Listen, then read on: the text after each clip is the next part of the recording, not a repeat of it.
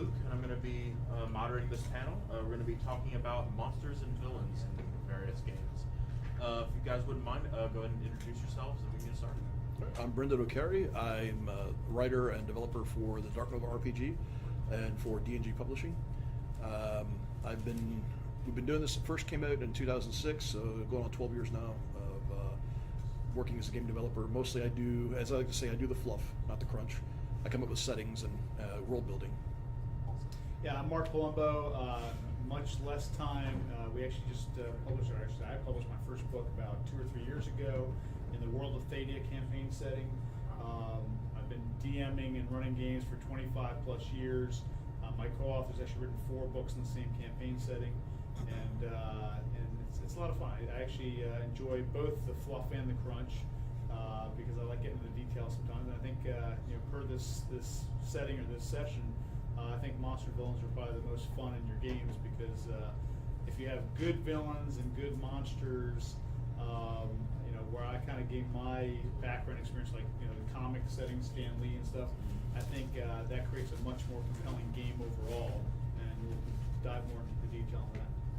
That's awesome, yeah. So one of the things this panel was going to look at covering is really how to balance challenge in whatever game that you're talking about. Do you want to spend a lot of time on a villain that ultimately will make them too hard or too easy?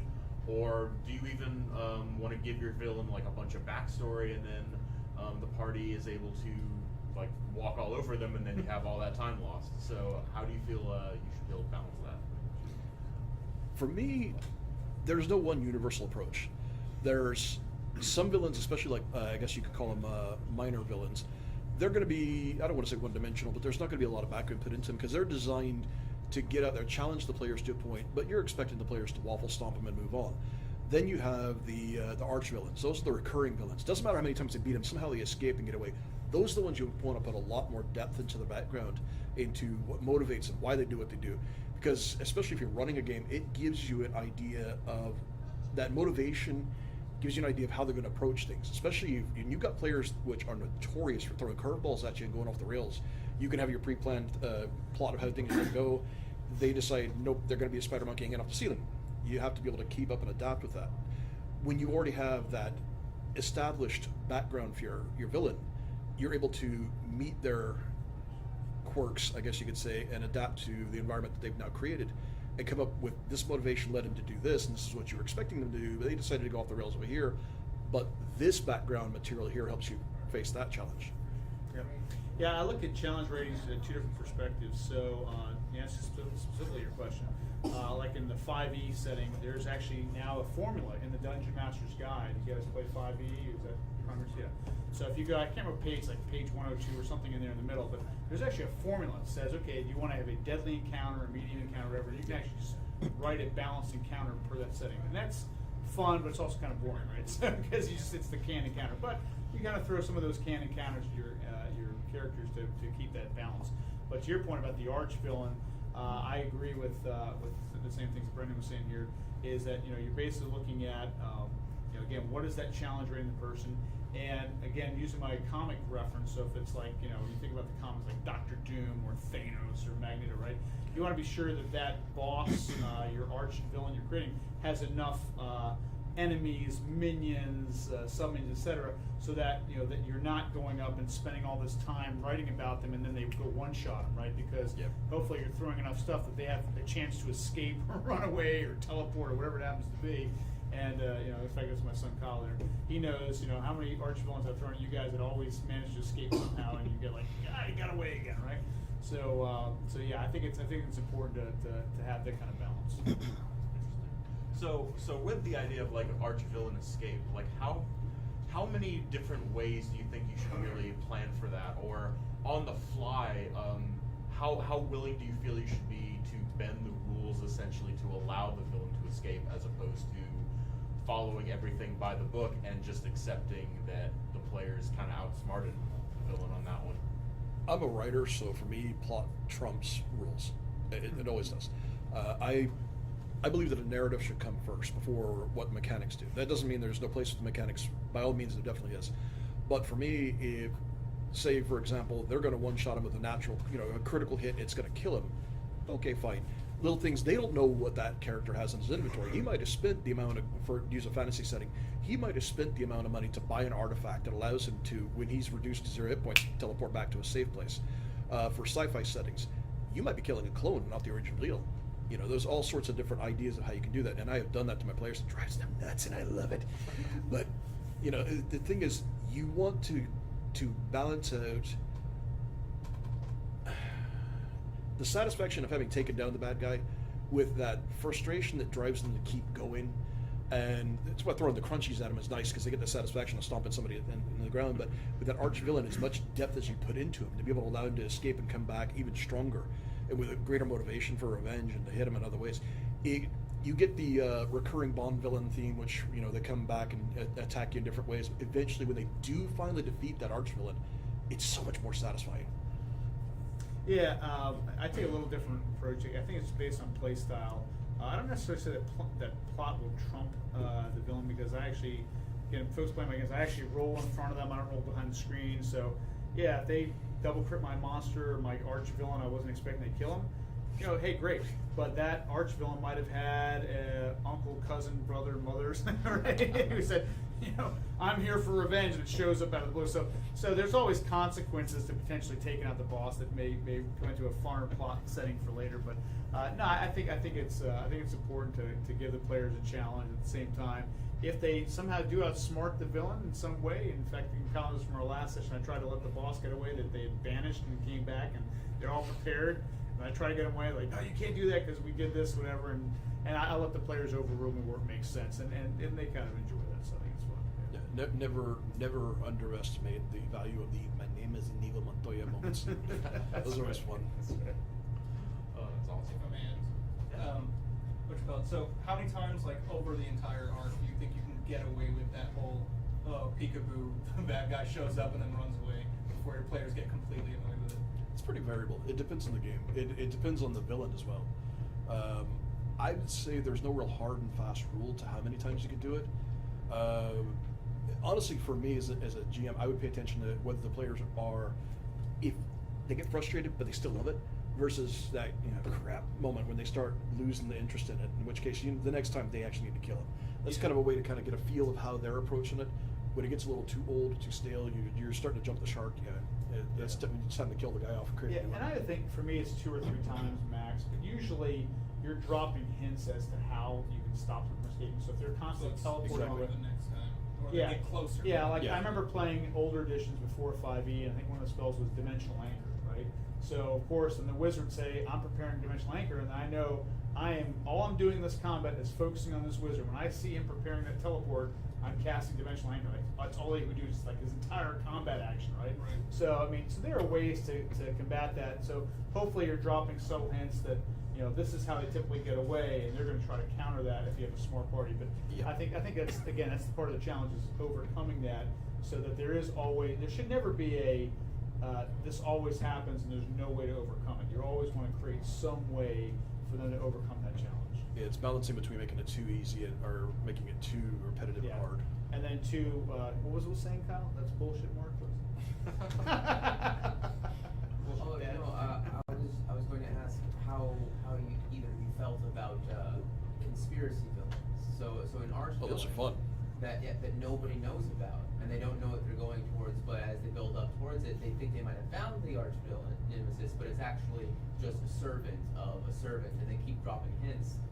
And I was wondering how you guys think that the players react and how they feel about that. I'm going to preface this by stating that I've read Machiavelli's The Prince, and that inspires me as a game master.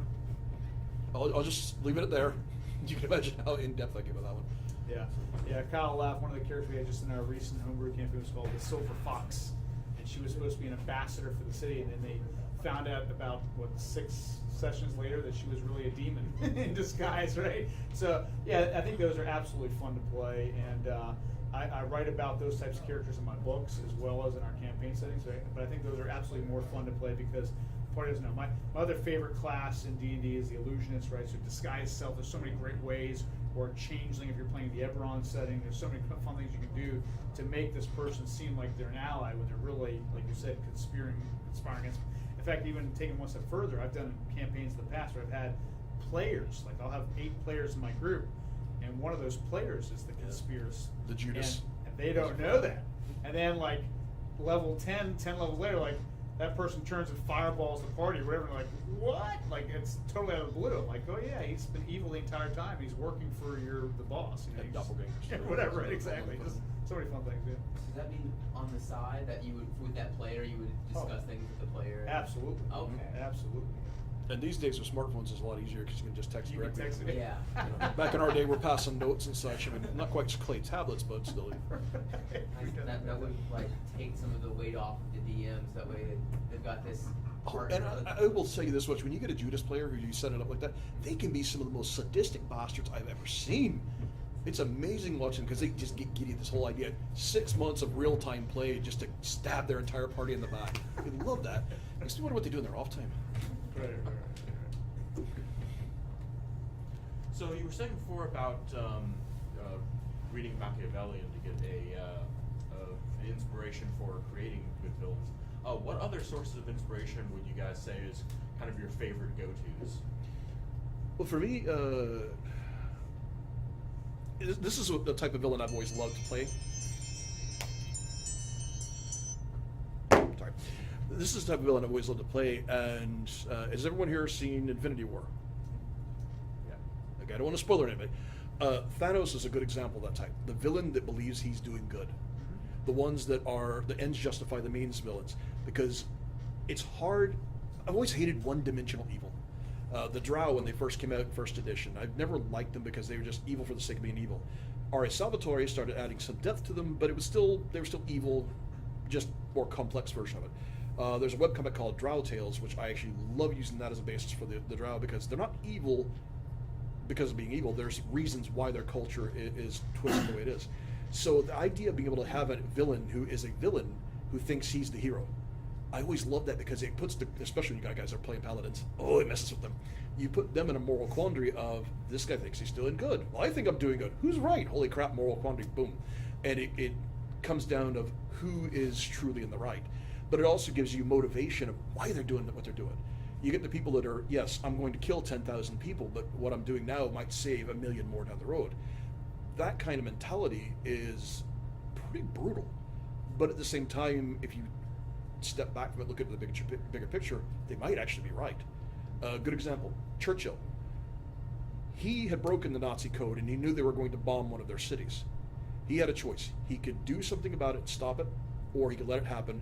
He knew that if he stopped it, the Nazis would know that they'd broken the code. He let that bombing happen. Killed thousands of people, but it allowed them to do what they needed to do to then later on hit them with D-Day, invade and overthrow the Nazi regime. Sometimes you get people that do things that are brutal and savage for the overall greater good, but from the perspective of the short-term thinker, it just looks evil. And there's a lot of gray area between where that goes from hero that had to do the hard choice to villain that is motivated by the right idea but doing the wrong thing. And that gray area is fun to play in. Yeah, absolutely. You mentioned Salvatore, and I read most of his books, and my favorites were the stories about Artemis and Ciarraí Yes. and Jarlaxle, right? So you got Jarlaxle who's part of Breandán, who's a mercenary band, and he's completely mercenary. So is he a bad guy? Is he a good guy? You know, but he's constantly on the wrong end of the stick, right? But he's doing it because he's totally, mercantile. Like he's all about himself and the profit, right? Then Artemis and Ciarraí starts off as an evil-doing assassin, but goes through this moral transformation of his character, and later on becomes helping Drizzt in some cases. And so you also, I think that's fun too, to take a villain and then the moral quandary of, well, hey, this villain's actually trying to do something good, so which is the worst of the two evils, right? So those are fun too. But back to your point about favorites, my absolute favorite go-to is Stan Lee in comics, and just in general, I love, in fact, that's why I was gravitated to Marvel Comics over DC, because I love the way that Stan Lee and Kirby and all those guys took their villains and, you just pointed out, gave them motivation. So when you look at the Sandman, who is fighting against Spider-Man and robbing banks, well, he's trying to pay for the cancer treatments for his daughter. So you're like, oh my God, this guy's robbing banks to save his daughter. Like, can we really fault him, right? You know, so it's things like that, and I do the same thing in my books. I actually will write chapters about the villains, where you kind of get inside of the villain's head, understand why they're doing certain things, what their motivations are. With that, because so sure we finally, or at least as the writer, we think we've got a good villain finally. How can you like breadcrumb that into the game so that the players can still learn these things about the villain without you just flat out doing villain exposition or like a, you know. Yeah, one of the flyaway. fun things that I've done in the past are things like journal entries or Oh, letters. right. They did a great job in some of the computer games, if you play Baldur's Gate or Neverwinter Nights or the old Gold Boss games. But that's a great way if they find a journal entry or letters that were going, correspondence letters from one villain to another. That's always fun because then you drop these hints in these letters and you actually give them as handouts to your players. The players read that and they're like, well, what does this letter really mean? Or maybe it's an encoded letter, you know, and it has something that, you know what I mean? So there's lots of fun things you can drop in. And really, I think that's also a good part of the game because when they spend time on these puzzles, you're not fighting, you're not role playing, You're just playing the next you know what I thing. mean? It's almost fun to watch that interaction with the players themselves. The Ravenloft module is a good example of that. If you get into if the characters manage to find certain books, they'll actually get background on Strahd and discover that he originally was a warrior for good, and became corrupted not because he was evil, because he fell in love with a woman who didn't return that love, and so it slowly over time twisted him. And so that's a villain that started off as a hero. And you can go back and forth with that. You can have the hero who falls and becomes the villain, and you can have the villain that gets redeemed and becomes a hero. And you can actually have a lot of fun. That is honestly, that is one thing I love watching players do, is instead of just stomp the villain flat and move on, actually figure out, hey, we might be able to redeem this guy and work towards that, because it's a lot more effort, a lot more role-playing opportunities to it. And in the end, they might wind up with a guy who's probably the most powerful ally they've ever had. Has the flip ever happened? Have you ever gotten the villain to convert your players? Not exactly. I did have the villain convince my players through actions to create a whole lot of collateral damage. But that was because of misuse of fusion weapons, so yeah. In an enclosed space. Sorry. Any questions? I was going to add another one to your comment earlier about the challenge ratings. I think, Yeah. you know, so I really look at 4 types of encounters. We've already covered 2 of them, which is the kind of balanced encounters can be boring. We talked about the massive arch villain one. Yep. I think the other 2 fun ones that are due, like again, going back to the comics, you think of like when Stanley created Hydra or AIM or the Hand, all these different mini groups. I think it's fun to create a monster group, whether it's that Orc Horde or we had the Velox Exactly. in my campaign, right? Where you're fighting a horde of creatures. There's nothing better to pump up your players to fighting 20, 30, 50, 100 of whatever, right? If you think of like the Lord of the Rings when Aragorn, Gimli, and Legolas take down 100 orcs and they're keeping count, right? That pumps your players up, and then you can set them up for the arch villain, right? Because of course those minions all work for some arch villain. That's always a lot of fun. The other one, which I always get asked this a lot, well, you know, my players are all level 16 now, and I don't know how to challenge them. How, you know, what do I put up against them? Here is the best way to challenge your players, bar none. And the best way to challenge players is, let's say you have a party of 6 players, and somebody's broken the rules, and they have a Psyblade Warlock or whatever the heck it is, right? The easiest thing to do is create an evil party, or a good party if they're an evil party, and create equally broken characters that are the same level And use the same tactics. and same tactics. They hate it when I do They that. hate it when you do that. It's like, Oh, yeah. you can't do that. You can't use the same stuff I use on you. Of course I can. I'm the Yes, DM, you but I can. just so the even and you see it in the comics as well, right? You see the Justice League versus the Injustice League, or you know, That's exactly what I was thinking. you know what I mean? So, yeah, you see the Fantastic Four fighting with the Sinister Six or whatever the heck it is. Mirror So- Universe is always a field day to play with. yeah, exactly. Masters of Evil versus the Avengers. So I mean, so you see that in the comics a lot. And I think those are always also a lot of fun when you put a party against an evil party or vice versa. That's always Now, a great springboarding. challenge. I'm sorry. Good. Springboarding off something you just said. Never underestimate the average infantryman. I've actually found with my D&D players, I throw a big monster at them, big dragon, beholder. Well, actually, I haven't yet hit it with a beholder. That's what I got to do that next. But any of the big nasty monsters, they generally tend to trash them pretty quickly.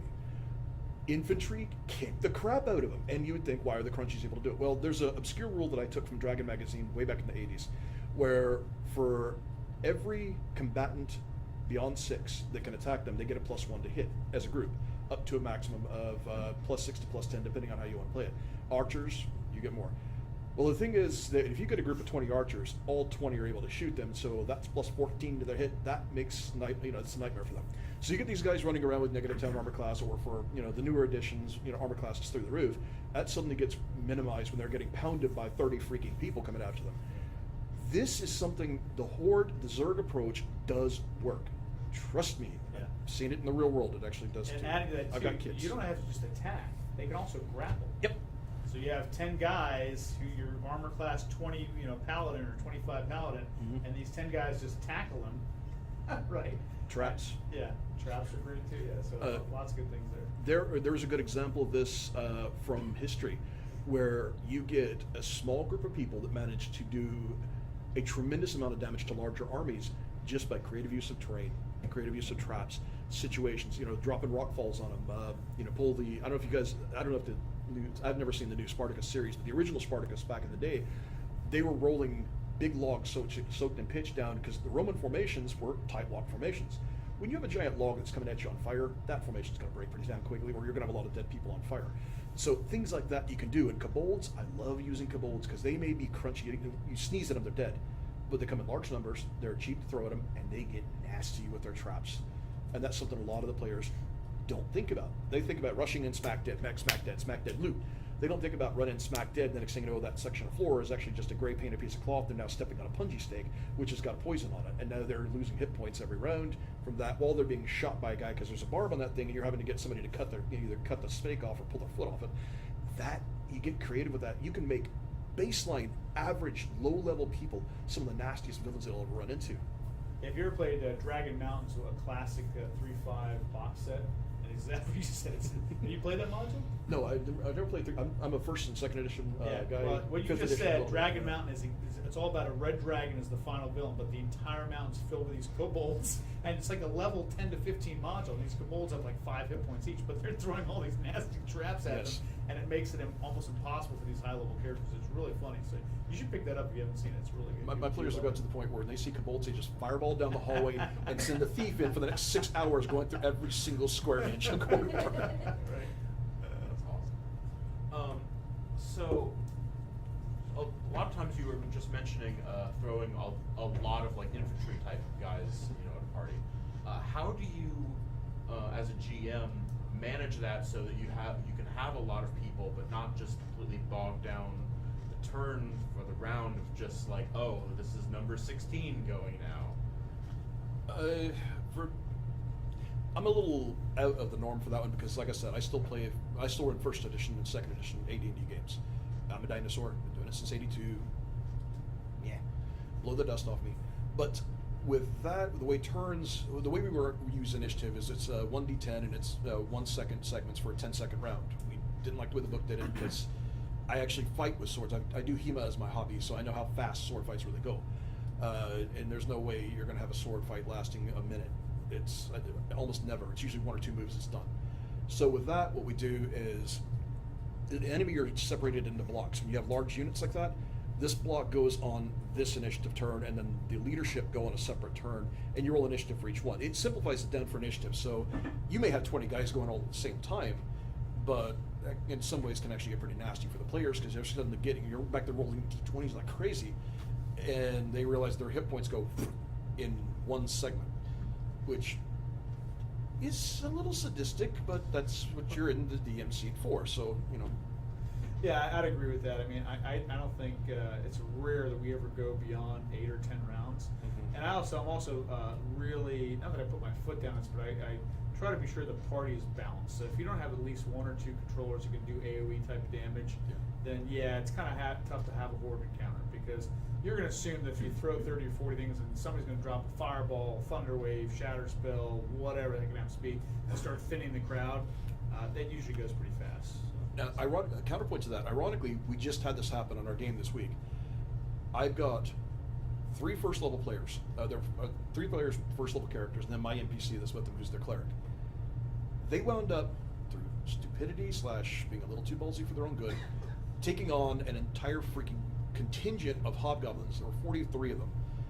They got creative in how to handle it. They wedged themselves into a crevice, and so they could only come out of 4 at a time, and they didn't have archers just because of the situation.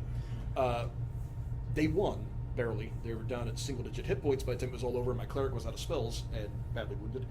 But that's one of those things where creative tactics can actually balance skills the opposite way. So. Yeah, I agree. Question.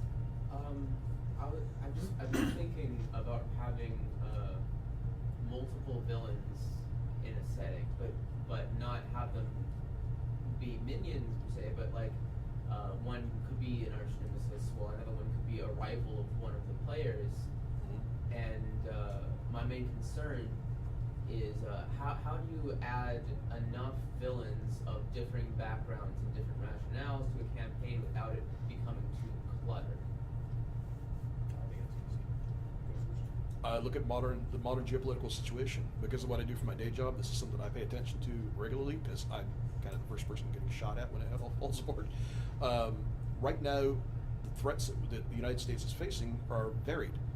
Not all of them are allied with each other. You've got Russia, you've got Iran, you've got China, you've got North Korea. Those are the four big ones everybody's focused on. Well, Russia and Iran have a loose alliance, and China and North Korea have a loose alliance. Russia and China get along, they're kind of the best of frenemies. They get along well in some ways, but they hate each other's guts in other ways, especially when it comes to resources and economics. So you do have this situation where you can have some big villains that loosely work with each other, but at the same time, they're also competing with each other. And you can work that in to where if the players are smart, you can give them an opportunity to set one villain against the other. But generally, you're not going to want to have too many arch villains. So that you might find connections you can make between multiple villains. Yeah, we kind of talked about this in the world building session that happened this morning that we wrote in, and you have to first think about your campaign. I'm assuming it's for a homebrew setting, or you're using an existing setting. It's a 5e plus the One Ring. But is it based on like Forgotten Realms, or are you doing your own? It's a Middle Earth setting in 5e. Middle Earth, okay. Middle Earth's perfect. There's so many different competing forces in Middle Earth. So if you take Tolkien's, his own lore, it's real easy because even the elves don't really like the dwarves, and some of the elf faction don't like. So there's just tons of stuff there. But just speaking from my personal experience, like in Forgotten Realms, you look at that, or Greyhawk setting, or Arthadia setting. It's important to look at, who are the religious powers, who are the political powers, who are the merchant powers, who are the guild powers, right? And then using Brendan's point, you can say, okay, which of those are, and sometimes you can do it like a little flow chart if you want to just kind of draw it out and say, okay, these are competing, these are working together.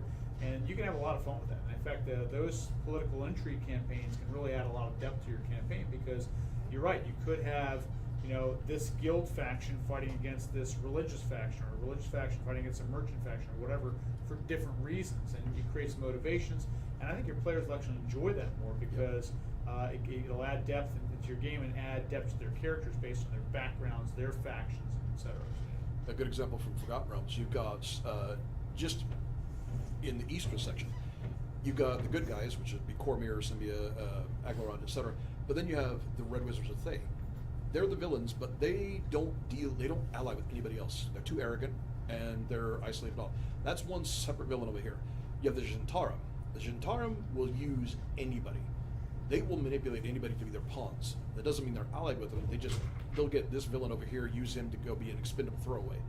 And you've got others, let's see, good examples. I'm trying to think, who's the Shatter Kai faction that fights the Wizards of Thay, and I can't think of the name off the top of my head. Let's see, you've got Aglarond's at war with the Wizards of Thay, then you've got the Witches of Rashomon. Yeah. They're not good, they're not evil, they kind of do their own thing. So it depends on how you wind up on them. But those are good examples of how you can have... Shadowvar, yeah. Shadowvar. You can have two very powerful villain factions that actually have nothing to do with each other as well. But they both will wind up in conflict with you if you're in that region, because they both have their own designs. And it's not too difficult if you wind up with them both having designs in the same spot to pit them against each other. At least if the players are smart, that their cards right. That way they could take a huge, massive army. There's no way they could beat on their own and pit it against the other massive army coming up their backside that they also couldn't beat, and let them annihilate each other while they sit back and eat popcorn.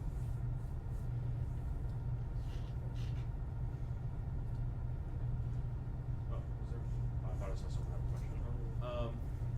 So, kind of going back to the bit about having a lot of same monsters, or henchmen or infantry, whatever you want to call them. How would you say you would balance that out with being able to also have a variety of monsters as well, and then finding ways that that variety would be able to work together, or whatever the situation might be. It's kind of that question, I guess, of going into a dungeon and finding 10 different kind of monsters in there, and then trying to figure out, like, well, why are there 10 different kind of monsters in here?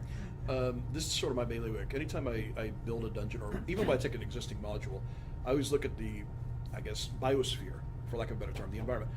Why are they there? Now, I'm one of those people that plays Skyrim that looks at all the food laying out and the candles lit going, what the hell? This is fresh cheese. They're dead. They're not eating this stuff. But so with my approach to it is there's two things that I do. First off, I don't populate a dungeon with random monsters. I populate a dungeon based on why are they there. Undead are going to be common because you get necromancers that pop up. They'll do undead to guard the place. So you have to contemplate of why are these things there. The second thing I do is don't be afraid as a game master to tweak the monsters.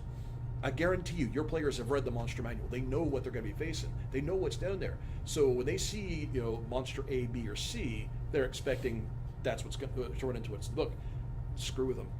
Mess with them. Come up with a mutated variant, or come up with a magically experiment. That's the great thing. Magic. That is your great hand wavium for fantasy settings. Genetic modification and nanoviruses for sci-fi settings. You can have a field day coming up with some of the most unique screwball variants of monsters that do things they don't expect. And it catches them off guard, and you get to giggle behind your GM screen while you're watching them try and scramble to compensate for it. And they're not expecting it. It blindsides them. But it also keeps them on their toes so they don't get bored. Yeah, I totally agree with that too. I always laugh, like there's so many of these Adventure League modules and stuff, and there's just no rhyme or reason to these monsters. And these like how the heck did this gelatinous cube get in the middle of this castle that's populated, or whatever it is? It's just silly. So I've kind of used, I think Gary Gygax did a great job some of his earlier modules. So you think about the Keep on the Borderlands, we're actually running, kind of going back into an old school retro campaign. Well, the caves were set up in a way that each cave had their own unique humanoid race, and there was kind of an awkward alliance between some of the orcs and the goblins, or the goblins and the ogre, or whatever it happened to be. I think that's kind of fun. And then you go later, we're going to run the slave bits of the Undercity campaign. And the same thing, they're all run by the slave lords, but if you look, it's mostly orcs that are running this settlement, and they've got this, the Aspis drones that kind of run the Undercity, beneath the slave bits. And then the next module is mostly hobgoblins that are in this keep. And so I try to do the same thing, even with our Thadia modules. We've got some free ones on our website. If you guys go check out and sign up for our newsletter, you can get that. But one of my, I didn't want to use the copyright, so I was using Bullywug, now it's Frogmen. Right? So it's the Frogmen of the Marshwood, but the first module is all about how these Frogmen have these villages and influence. So most of the encounters are based around Frogmen, Lizardmen, things that would make sense for that, as you call it, the biosphere, the ecology. And again, monsters that are in a forested swamp setting. But then when I ran my earlier module today, they're going into an old wizard's tower. So they're mostly like arcane traps and constructs and things that would make more sense for a wizard's tower. So you do have to think about things. Definitely don't put random monsters in and just make stuff up. Think about the overall villain setting, or the ecology, the biology, whatever it happens to be, where it's got to make sense. Otherwise, your player's going to say, this is stupid, and leave your game. Right? So, yeah. A good throwback, and you're going to remember this one. One of the best, really old school modules that I ran into to explain why X, Y, and Z monsters are there was Expedition to the Barrier Peaks, which, apologies for the spoilers if any of you haven't played it yet or are familiar with it. It turns out what you're going is you're adventuring in a dungeon that looks different than anything you've ever seen because it's a spaceship that got crashed, and all the weird monsters you're running to are samples of alien life they picked up for a zoo. So that explains why you've got ropers and all sorts of creatures that you can't explain through normal biology that are running around. It's because they're not normal. They're not native to that world. They were picked up as sort of a zoo expedition that crashed and let them loose. It's a great module. Yeah. Plus giving your medieval tech players laser guns and watching them blow their own head off. That's silly, yeah. What is this? Yeah. So I guess that kind of goes to your point that as long as you can come up with a creative enough explanation, I guess you could just kind of throw 10 random monsters. Let the players discover the explanation. Yeah, rule number one I was doing when I'm populating is, how are these things eating? Yes. Yeah, I always wondered, why is this dungeon full of mimics? What are these mimics eating, and why are they there? It's not a good hunting ground, Right, but exactly. unless there is a reason. Yep, absolutely. It's way too friend. So So I guess there's another point you were talking about, like really making sure you plan out your dungeon and think all this through. Like, how long on average would you say that you should spend to plan a dungeon? I guess that would be like ratio of how many hours per amount of time in session. Something like Okay, that. what you actually should and what you wind up doing are never going to be the same. This will be the healthy, sane amount. This is going to be stuff that's going to have your friends looking at you like you need to be in therapy. Because especially if you're a little OCD and you're never satisfied and you're a bit of a perfectionist, I would admit I spend way too much time doing it. Yeah, I actually, fortunately, I've come up with a formula. So I've actually, I actually started writing some of the stuff for the Adventurers League on DM Skill, and after playing a bunch of them, they had a good formula for running a 4-hour session. So if you think a 4-hour game session is comfortable, my formula is somewhere around 6 to 8 encounters in total, and you want that to be about 1/3 role playing, 1/3 combat, and 1/3 tricks and traps. And so the first thing I'll do when I create a module or encounters is I'll brainstorm it. Right? Just like when you're writing. When I write, I do the same thing. You brainstorm your ideas, put that on paper, like you said, the biology, the ecology, what is it that I want to write about, and then you say, okay, and then the next thing I do is I go into the SRD or I go into the monster manual and I say, okay, these are the cool monsters I want to put, and that makes sense for the CR rating or whatever, and then I wrap things around that to say, okay, this is going to be my big boss villain, these are going to be the minions, right, and that's how I create my encounters, and then I look for fun tricks and traps that will be of equivalent level, and then of course I have enough role playing to make it fun for the role players in the group that want to interact with whoever. And also give motivation for the monsters of why they're attacking this well-armed party that just kicked in their door. Yes. Yep. It's like one of the things that always puzzled me is a bunch of low-level bandits coming at the guy that just ate a dragon's soul and they just had to poke him with iron weapons. But to your point too, I mean that's a traditional 4-hour module that I might publish, but when I do my homebrew game, I mean Kyle knows this too. I prepare because I never know what direction they're going to go in sometimes. So it can be a little time-consuming and daunting. So yeah, I put in as much as I can. Sometimes you have to just call it quits and say, okay, this is too many hours I'm putting into this, and call it. But try to have at least whatever the hours is, have enough encounters and stuff planned for that. But usually 6 to 8 for a 4-hour period gives you a good rough guess. I think. Yeah, I was gonna ask, what was that third? You had role play, combat, and what as your Tricks and traps. tricks and traps? Yep. Puzzles. Could be puzzles, could be a trap, it could be decoding of a letter like we talked about earlier, the journal entry or whatever. So there's some fun things there. Yeah. Also, don't forget red herrings. Those are always fun. Yep. Something scrawled on a wall that makes them think that there's something secret that they need to do, and they If wind you up need to buy some time while you plan your next encounter. spend 2 hours trying to find a secret door in a blank Right. wall. Or a gale of dur that says go north to go northwest. Or go south to go southeast. Can I ask another one? Just wondering, what have you found that your character, like stuff that would make your villain extra hateable, that really evokes that sense of, I want to kill this guy in real life, I almost want to kill you, the DM. You go first.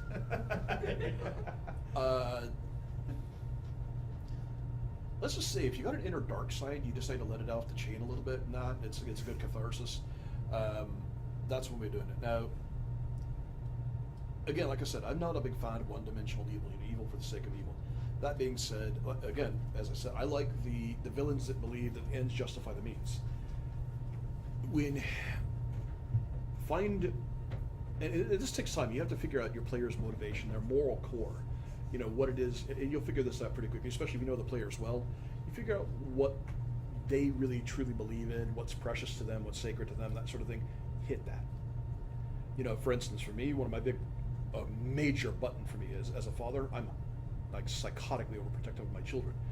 Messing with children is my hot button. That pushes my button 6 ways from Sunday. And whenever I'm reading a novel or watching a television show and they hurt kids, I want to punch the screen or tear the book in half. So that's a good way of making me hate that villain a little too much, maybe. So don't go too far with it to where it stops being fun, but find out how to take it to that edge and get them invested in it, to where they're invested in the narrative, they're invested in the story, and there is a catharsis of their character finally hunting down that villain and handing him his ass on a paper plate set on fire, because he hates that he or she hates that villain so much because of what they did, and that dishing out a justice at the end is satisfying for a lot of people, especially because a lot of people don't have the opportunity to right the wrongs that have happened in their real life.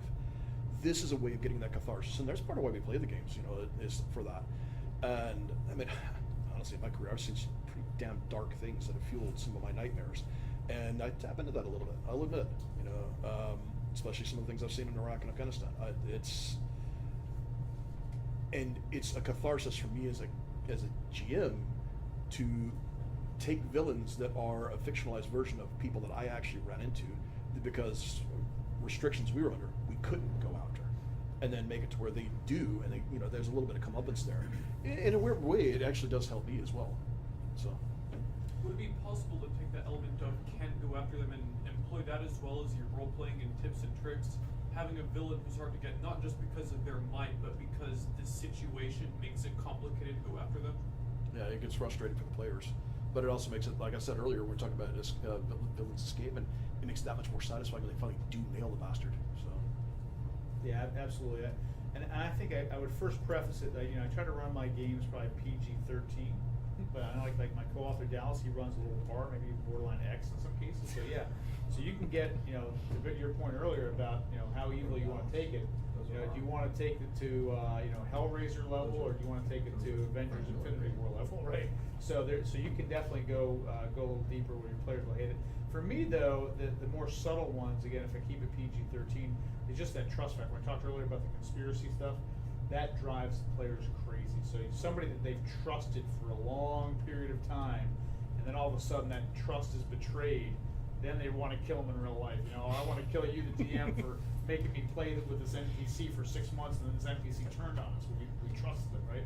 So that's where something that comes into it. And then the other one, I laughed at your comment. So again, I think it's fun when you get into a city campaign where, like you said, you have the high priest who's supposed to be holier than thou, but he's molesting children or something, right? You want to kill that person in real life, right? So so I think you can have fun with political figures that are untouchable because supposedly they're above the law, right? But then again, they're doing something evil that needs to be found out. How do you find out that evil? Like the whole campaign, just finding proof and evidence that they're evil and presenting to the right people. or do you go vigilante? I've never had a campaign where I've landed a critical hit in a court of law. It happens, yeah. So we're just about out of time. If anyone has about one quick question? John? Stringing together existing stuff. I've got mountains and miles and piles and yards of stuff other people wrote that, because they share an environment or an idea, I'd like to string together, but they're written by different people for different levels, for, at different time periods for different rule sets. And they generally make more sense if they have something overarching above them, but in order to do that, I have to create that. So. Yeah, I mean, I've done some of that stuff even with the books that I've written. It's a hodgepodge of material, and for me, it's all about looking at common threads. So this is why I actually wanted to work with Dallas, because he did such a great job of creating this entire world setting. And for me, that's what I did. I took stuff I wrote in college and after college, some cases even before college, and characters and different levels, and I took those designs and those concepts and I put them into the Thadia setting, because he had done a great job of creating the entire kind of framework infrastructure. So if you don't have that framework infrastructure, whether it's Forgotten Realms or Thadia or whatever you're looking at, it is hard to intersect all that stuff, because then you got to create it all from scratch, and that is a much harder thing to do, obviously. I think, I've had to do that with some of the campaign settings, the adjustments I've done. I've got notes that went back all the way to the early 80s that I compiled together. And granted, some of the earlier stuff was rather cringeworthy, but look at how it all put together. Some of it was disparate because, again, writing in 83 versus writing in 93 versus writing in 03 changes adjustments in the way I wrote things. But I found the common pieces that I wanted to use, put them together, distilled them down, and then built a new narrative based on that. So that's a good way to do it. Definitely find those common threads and see how you can connect dots. And as I tell everybody, if you're going to write anything, brainstorm it first, then outline it, formally outline it, and then write it. Like those 3 steps. You go through that, you should be fine. Sometimes you can use a whiteboard or something. It's just kind of fun to get your thoughts on paper. Awesome. All right. Well, I think that's about a bit for time. Thank you very much for talking about monsters and villains. Thank you.